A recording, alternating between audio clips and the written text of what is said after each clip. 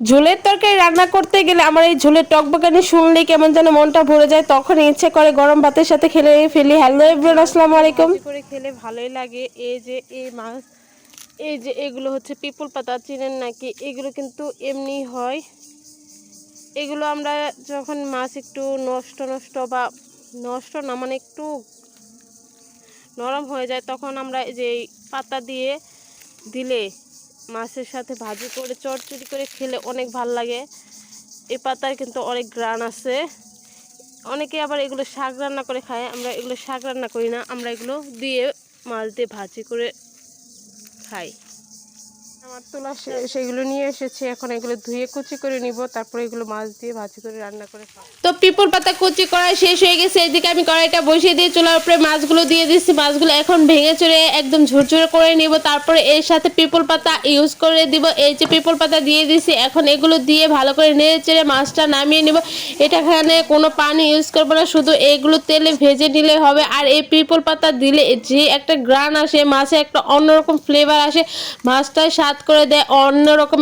আর যখনই বাজার থেকে এরকম একটু নরম মাছ আনবেন, তখন এই পাতা দিয়ে এরকম করে ভাজি করে খেয়ে দেখেন কি যে মজা লাগে। আর এই গ্রানে কিন্তু অনেক বেশি ভালো লাগে। যাই হোক, ওইদিকে কিন্তু আমার মাছের ভর্তাটা বানানো শেষ হয়েছে, মানে মাছ ভাজি।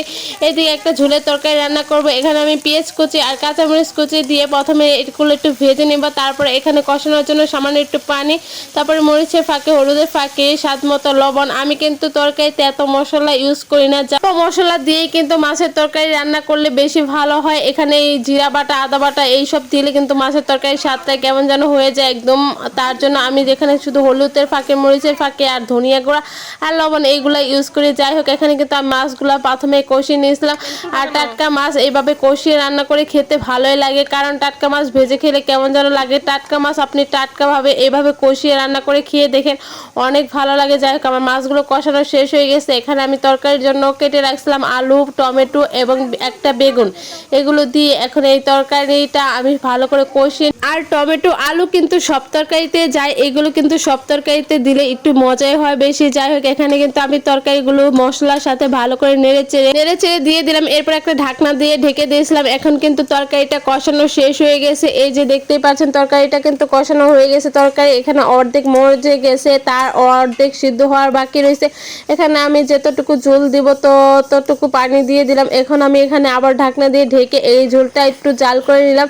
মাছগুলো যে আগে কষিয়ে উঠিয়ে রাখছিলাম, এখন এগুলো তরকারির মধ্যে ছেড়ে দিব। এই যে এখানে আমি দিয়ে দিলাম। এখন এগুলো একটু নেড়ে চেড়ে তারপরে একটু জাল করে শেষে ধনিয়া পাতা দিয়ে নামিয়ে নিলেই কিন্তু আমার তরকারিটা আজকের জন্য রান্না হয়ে যাবে। তো রোজার দিনে কিন্তু ঝোলের তরকারি তেমন একটা পছন্দ হয় না, আর আজকের এই তরকারিটা কিন্তু আমার কাছে অনেক ভালো লাগছে, কারণ এই অনেকদিন পরে ঝোলের তরকারি খেলাম। শেষে এই যে ধনিয়া পাতা দিয়ে এখন কিন্তু নামিয়ে নিব। আসলে এই ঝোলের তরকারিটা অনেক মজা হয়েছিল, আর এটা ভিডিও করছিলাম আগের দিন, আজকে এডিট করে ছাড়লাম। তো আজকে রান্না বান্নাটা কেমন হয়েছে অবশ্যই কমেন্ট করে জানাবে। আর এতক্ষণ ভিডিওটা দেখার জন্য